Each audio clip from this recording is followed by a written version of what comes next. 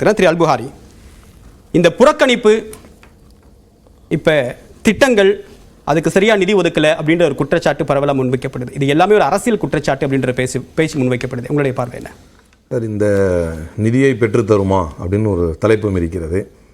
எல்லோரும் பேசுவதை பார்த்தால் அல்லது இந்த விவாதம் செல்லக்கூடிய போக்கை பார்த்தால் நிதி ஆயோக்கு போய் கலந்துக்கிட்டால் தான் நிதி கிடைக்கும் என்பதை போன்றது ஒரு தோற்றம் இருக்கிறது.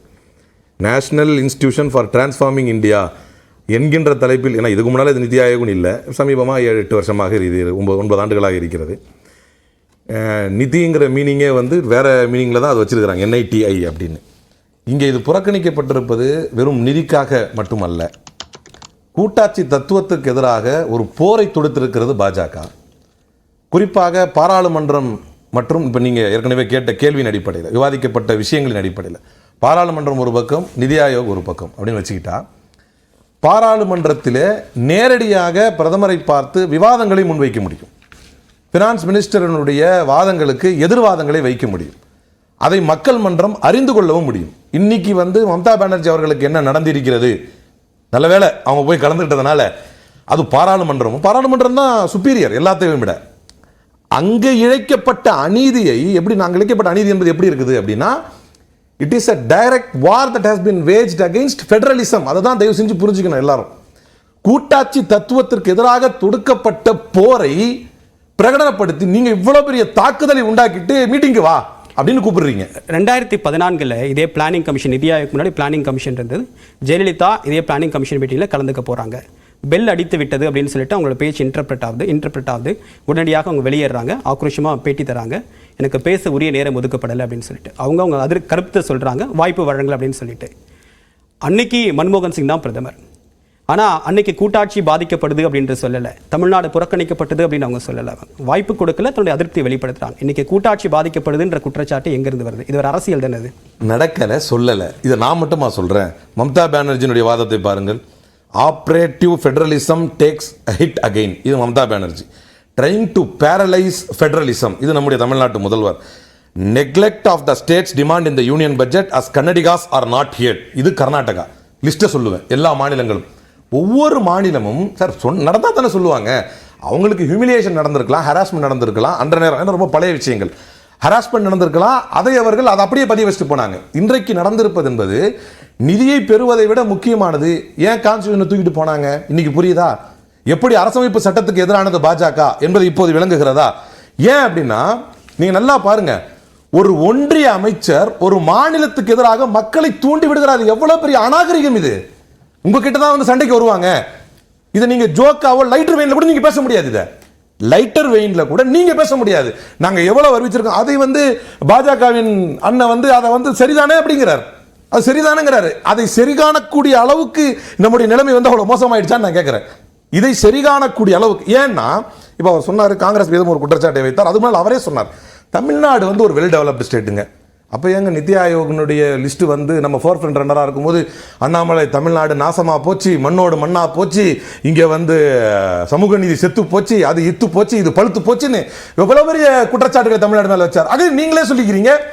எங்களுக்கு ஏன் இந்த 10 ஆண்டுகள்ல பாஜக அரசு தான் பட்ஜெட் தாக்கல் செய்திருக்கு, அவங்க தான் தமிழ்நாட்டுக்கு நிதி ஒதுக்கியிருக்காங்க. அவங்களுடைய ஒத்துழைப்பு இல்லாம தமிழ்நாடு இந்த ஃபோர் ஃப்ரண்டா இருக்கலாம், ஃபோர் ஃப்ரண்ட்ல இருக்க முடியும் நினைக்கிறீங்களா நீங்க? சார், நம்ம தொடர்ந்து ஃபோர் ஃப்ரண்டா இருந்துட்டு வரோம். Please kindly note the point. தொடர்ந்து ஃபோர் ஃப்ரண்டா இருந்துட்டு வரோம். இன்றைக்கு தமிழ்நாடு தான் it is setting an example to all other states. Modi அரசு அந்த கண்டினியூஸா தொடர்ந்து சப்போர்ட் பண்ணிட்டு இருக்காங்க.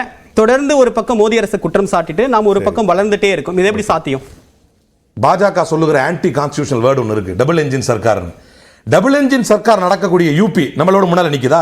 ஏன்னா இதை விட நம்மளாவது ஃபைட் பண்ணி வாங்கிட்டு இருக்கிறோமே, ஃபைட்டே பண்ணாம சொன்னா கொடுத்துட்டு போற சர்க்கார் இருக்கிற இடம்லாம் நம்மள முந்திருச்சா?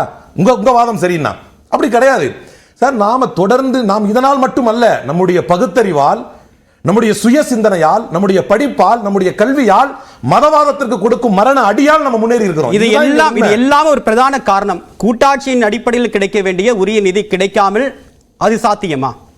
தொடர்ந்து அதை போராடித்தானே பெற்று வருகிறோம் சொல்றேன். இதை விட நல்லா போயிருக்கலாம். நான் எதுக்கு இப்ப அந்த அண்ணாமலை அவர்களுடைய கருத்தை சொல்ல வந்தேன். ஏன் வளரல, இப்படி இது லேக் ஆகுது அப்படின்னு குறை சொல்ல தெரியுது. நிதி கொடுத்தா தானே வளருவாங்க. வெல் டெவலப்டு ஸ்டேட் நீங்களே சொல்றீங்க. அப்புறம் நாங்கள் இதுவரை கொடுத்த எல்லா வாக்குறுதியும் நிறைவேற்றிருக்கீங்க. ஏன் சார் பட்ட பகல்ல காமெடி பண்றீங்க? மதுரை எய்ம்ஸ் எங்க?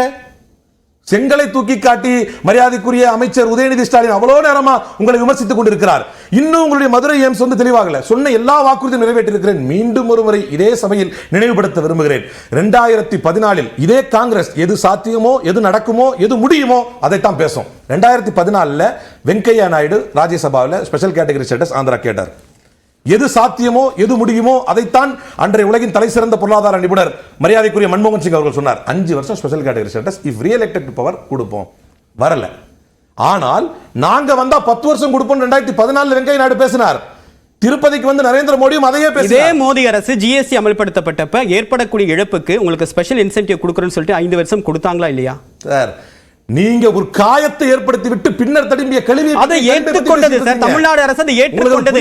ஜிஎஸ்டில நாம தான் ஃபோர்ஃப்ரண்ட் ரன்னர் அப்படி பார்த்தோம். ஆமா, அப்படி கொடுத்ததுக்கு பதில் வந்துச்சு. அப்படி இருக்கும்போது ஃபோர்ஃப்ரண்ட் ரன்னரா இருந்தாலும் ஏற்படக்கூடிய இழப்புக்கு எஸ் காம்பன்சேஷன் கொடுக்கறோம்னு ஒத்துக்கொண்டது கூட்டாட்சியோட பலனா இல்லையா? அது காம்பன்சேஷனுக்கும் ஃபண்ட்ஸ் அலோகேஷனுக்கும் மடைக்கு மடவுக்குமான வித்தியாசம் இருக்கு. காம்பன்சேஷன் நீங்க you are providing just because you have injured me. நான் கேட்கிற ஃபண்ட் வந்து எனக்கு ஏற்கனவே பேரிடர் மூலமாக முறையாக நடக்க வேண்டிய என்னுடைய அடுத்த கட்ட பணிகளுக்காக எனக்கு ஃபண்ட்ஸ் வேணும். Funds allocation is something different from compensation. ஜிஎஸ்டியால நான் ஏற்கனவே பாதிக்கப்பட்டிருக்கேன். உங்களுக்கு வரி அள்ளி அள்ளி கொடுத்துருக்கேன். எனக்கு தேர வேண்டிய நிதியை நீங்க முறையா தரல, நான் கடுமையா போராடிட்டு வர்றேன். சரி, 2014 ஏன்னா ஒரு வாக்குறுதிகளை நிறைவேற்ற வாக்குறுதிக்கு அர்த்தமே தெரியாத ஒரு கட்சி என்றால் அது பாஜக. இப்போது வரைக்கும் சந்திரபாபு நாயுடு மட்டும் ஏமாற்றவில்லை, ஆந்திரா மக்களையும் சேர்த்து ஏமாற்றுகிறார்கள். ஸ்பெஷல் பேக்கேஜ் தான் கொடுத்திருக்காங்களே தவிர 2014 இருந்தவர்கள் என்ன கேட்டு வருகிறார்களோ 2019 அவர் ஏன் கூட்டணி விட்டு வெளியேறினாரோ அந்த ஸ்பெஷல் கேட்டகரி ஸ்டேட்டஸ் இன்னி வரைக்கும் சந்திரபாபு நாயுடு கிட்ட இருந்து இன்னும் எதிர்க்கருத்து வரல சார். அவர் ஏத்துக்கொண்டிருக்கார். இது வரைக்கும் மாற்று கருத்து எதுவும் வரல. சரி, சொல்லல சார். இது உங்க முதல் கட்ட கருத்து எடுத்துக்கிறேன் சார். ஒரே செகண்ட், நான் சந்திரபாபு நாயுடு பத்தி பேசல. ஆந்திராவில் என்ன கேட்டார்கள்? ஆந்திராவுடைய ரெக்வெஸ்ட் என்ன? கூட்டணி என்ன காரணத்திற்காக கூட்டணி விட்டு வெளியேறினாரோ அதே காரணத்திற்காக மீண்டும் அதே கோரிக்கை தான் நீங்க முன்வைக்கிறார். அவரை விட்டுருங்க சார். 2014 நாங்கள் ஆட்சிக்கு வந்தால் 10 ஆண்டு கால ஸ்டேட்டஸ் கொடுப்போம்னு வெங்கையா நாயுடு ராஜ்யசபாவில் பேசினார். திருப்பதிக்கு வந்து நரேந்திர மோடி வாக்குறுதி கொடுத்தார். அந்த மாநிலத்துக்கு கொடுத்துட்டாங்களா? சரி, இது முதல் சுற்றா எடுத்துக்கிறேன். திரு ராமசாமி மொய்யப்பன், தொடர்ந்து புறக்கணிக்கப்பட்டிருக்கு, போராடிதான் இதையே தக்க வைக்க வேண்டிய நிலைமை தமிழ்நாட்டுக்கு ஏற்பட்டிருக்கு அப்படின்ற ஒரு கருத்தை திரு அல்புஹாரி முன்வைக்கிறார். உங்களுடைய பார்வை? பாரத மண்ணுக்கும் தமிழ் மக்களுக்கும் முதற்கண் வணக்கங்கள். முதலில் நேத்தோட கார்கில் விஜய் திவஸ் 25வது வருடம் கொண்டாடப்படுகிறது. நம்மளோட ராணுவ வீரர்கள் அனைவருக்கும், முன்னாள் ராணுவ வீரர்கள், இப்போது இருக்க ராணுவ வீரர்கள், இனி எதிர்காலத்தில் வரப்போறவங்க அனைவருக்குமே முதல்ல நன்றி. நம்ம நாடு சுதந்திரமா இருக்கிறதுக்கும், நம்ம அமைதியா இருக்கிறதுக்கும், நம்மளோட இயல்பு வாழ்க்கையை வாழ்றதுக்கும் முக்கிய காரணமாக இருக்காங்க. அவங்களுக்கு நன்றி. அப்புறம் இரண்டாவது முக்கியமான விஷயம் வந்து அண்ணாமலை அவர்கள் ஒரு கேள்வி எழுப்பியிருக்காங்க. இன்னைக்கு நீங்க வந்து நியூஸ் 18 தொலைக்காட்சியில வந்து தெளிவாக காமிச்சிருக்கீங்க. 12ஆம் வகுப்பு தேர்வை ஒட்டி ஒரு ஸ்கேம் இருந்திருக்கு, எக்ஸாம் பேப்பர் லீக் பண்ணப்பட்டிருக்கு அப்படின்னு. அது தமிழக அரசு வந்து மற்ற தேர்வுகளை எவ்வாறு கேள்வி கேட்கிறார்களோ, டீச்சர்ஸ் ரெக்ரூட்மெண்ட் போர்டில் இருந்த பிரச்சனைகளை எப்படி டீல் பண்றாங்க அப்படின்ற மாதிரி எஃபிஷியன்சி லேக்கிங் இல்லாம, அதே மாதிரி திரு ராமசாமி தலைப்புக்கு நேரடியா வந்துடலாம். இது டோட்டலா டைவர்ட் பண்ணிடும். திரு ராமசாமி, நம்ம தலைப்புக்கு நேரடியா வந்துடலாம். ஆனா முக்கியமான இஷ்யூ தமிழ்நாட்டுல இதையும் டிஸ்கஸ் பண்ண வேண்டிய அவசியம் இருக்கு. அது நாங்க தனியா தலைப்பு போட்டு கண்டிப்பா உங்களையே கூப்பிடுறோம். நீங்க நிறைய டாபிக் வாங்க. டெஃபினட்டா நான் டாபிக் டெஃபினட்டா வரேன். சோ 3 விஷயங்கள் கேட்கப்பட்டது. ஒன்று, உங்களோட இன்னைக்கு தலைப்பு டைரக்டா எடுத்துப்போம். நிதிநிலை பெற உதவுமா உதவாதா அப்படின்றது இந்த முதலமைச்சர் பங்கேற்றுக் கொள்ளாதது. அது வந்து ஒரு ஸ்டேட்மெண்ட். டெஃபினட்டா பொலிட்டிக்கலா வந்து ஒவ்வொருத்தருக்கு பார்ட்டிசிபேட் பண்றதுக்கான ரைட்டும் இருக்கு, ரிஜெக்ட் பண்றதுக்கான ரைட்டும் இருக்கு. அதை ஒரு ஸ்டேட்மெண்டா மட்டும் எடுத்துக்கலாம். ஆனா அந்த இதுல அட்வான்டேஜ் இருக்கா இல்லையா அப்படின்னு பார்க்க வேண்டிய தேவை இருக்கு.